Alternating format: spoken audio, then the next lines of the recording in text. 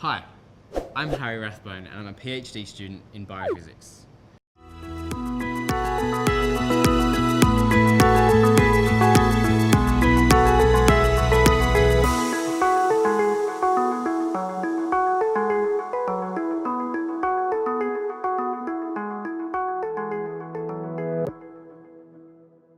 You may not think that biology and physics have much overlap, but life too must obey the laws of physics.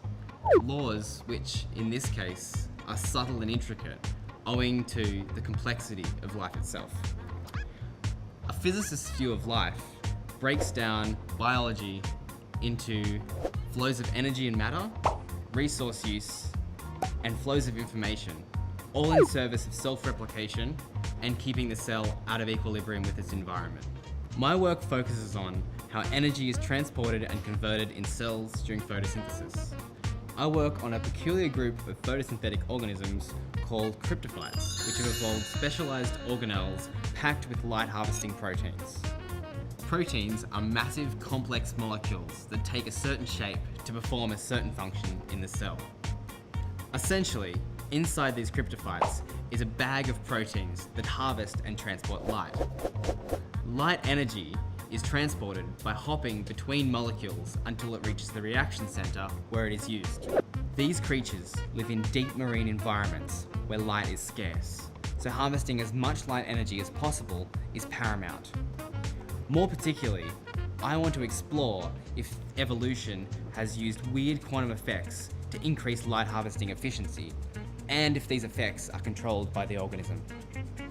We study these organisms because A, they're an interesting quirk of nature, B, because they help us understand how biological systems have evolved to have the greatest efficiency at resource use, and C, because they have potential applications in increasing solar cell efficiency and other applications potentially in quantum computing. Firstly, we need to collect a sample of our protein of interest, which involves purifying it from mushed up cells, and flow it over a resin that is positively charged. Different proteins will then stick to the resin with different affinities based on electrical attraction. An increasing amount of salt solution is then flowed over the resin. Negative charges then compete with the protein to bind to the charged resin. Proteins with a weak attraction to the resin will fall off and flow through first. We monitor when by light absorption and collect the solution at different times. We further purify proteins by running them through a different column filled with a gel that has different sized holes in it. Proteins of different sizes will then flow through at different rates, as larger molecules will go around the holes, whereas smaller molecules will have to go through them and have a longer path to get to the end.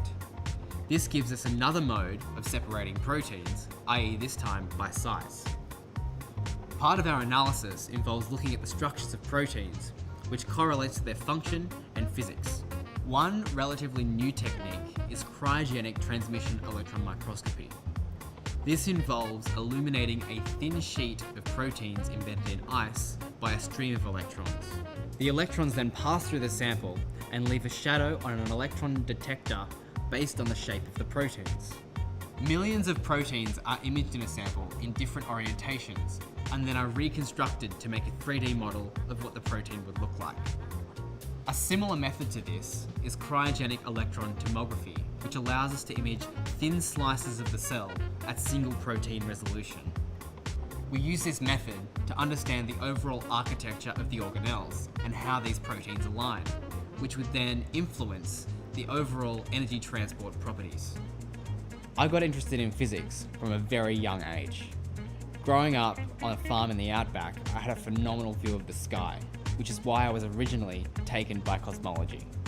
However, I've recently made the move to biophysics in my honours year, having learnt that we can understand life through the physics that I so loved, and I have not looked back since.